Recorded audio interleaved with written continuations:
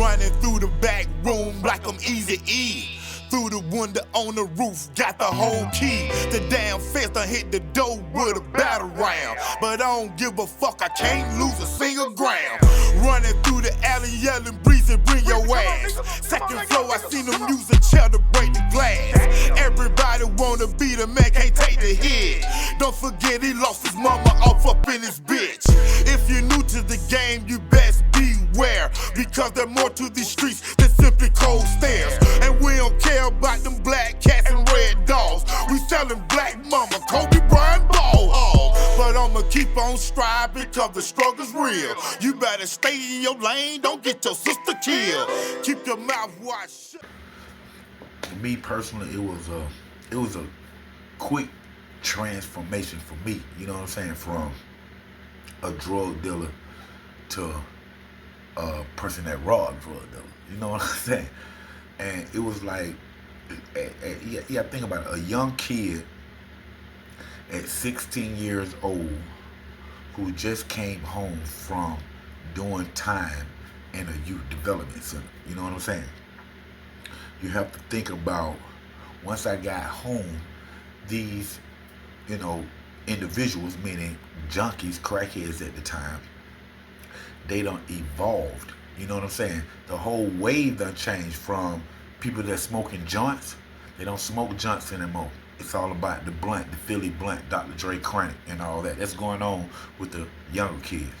Everything else is like people that used to snort cocaine, or used to smoke the wools, put the cocaine into that weed. Now that shit done elevated to crack. You know what I'm saying? And the people that I once was selling the crack to, they wasn't junkies at the time that I left.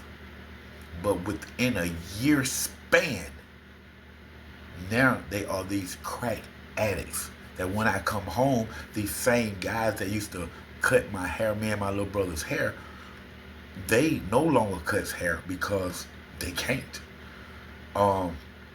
Their teeth and stuff are missing out their mouth. Things of that nature. You know what I'm saying? I'm looking at these things. And at the time, like I say, I just came home from juvie. I done found myself engaging back into the drug selling. You know what I'm saying? At 16 years old. You know what I'm saying? But I'm watching, I'm looking at what I'm doing, and I'm looking at what we are doing out there as drug dealers to the community. That's what's going on. No matter what, I'm looking. And you having the crackheads who used to spend $20 and $30 with me. Now they coming up to me and they don't have anything but $6.85. And they trying to get a $10 hit of crack or a $20 hit of crack.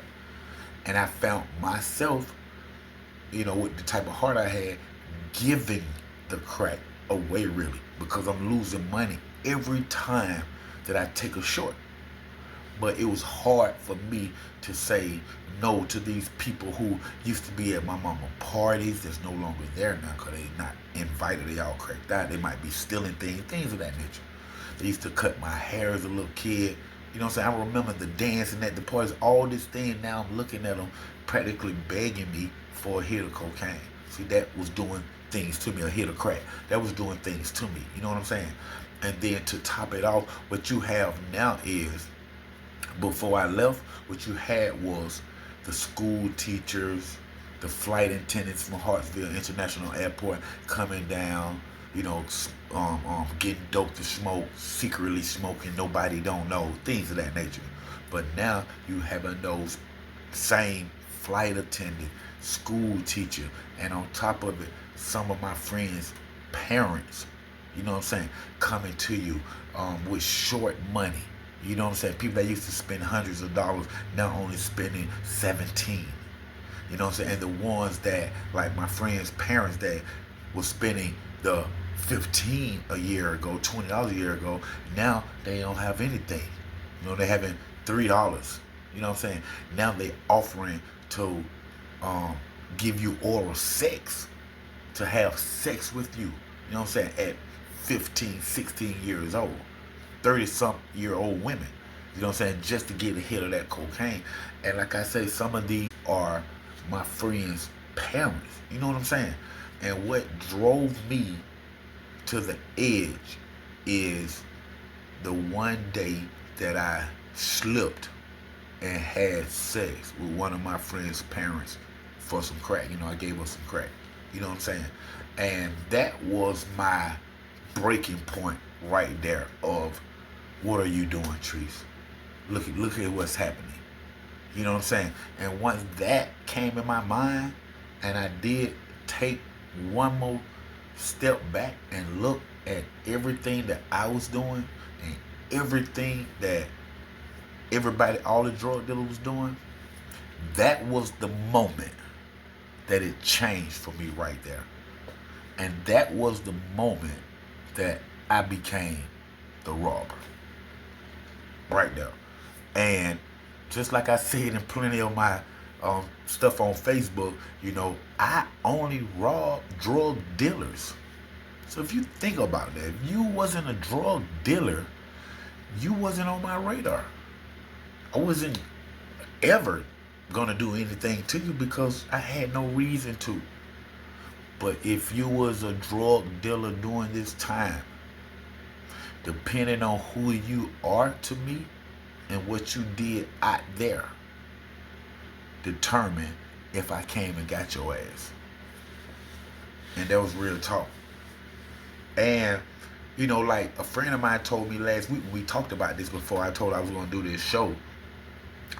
In a sense, it really X'd everything out. You know what I'm saying? Meaning, because they, drug dealers, they was out there selling drugs, getting money from it, and was destroying the community at the same time. So they hurting the people, and they taking the money from the community. Only thing I did was, I would say, hurt the people, because I robbed all the drug dealers, took their drugs, and half of the proceeds, I gave it away, even though it hurt the people. But that money that they had went somewhere else. It didn't go to drugs. Why? Because they have them right here.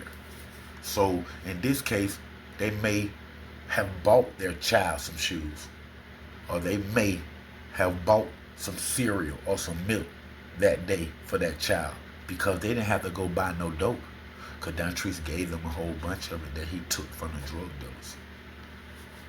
So it is what it is at the end of the day, however you want to look at it. You know what I'm saying? Like I said, I got people that say, don't trust him, he's a backstabbing robber. But then I got other people say, man, that's Robin Hood. Because I'm robbing in the hood, and I'm giving it back to the hood. And that's real talk, man. And that's real talk. That's when it changed for me, man. I had to step back, man. And I looked at what, like I say, myself, I always say myself, kettle can't call the pot black. So before I say anything about anybody, I'm gonna point the finger at myself. You know what I'm saying? And what we was doing, we was tearing down. And when I stepped back and looked at it, I seen everybody who was drug dealers.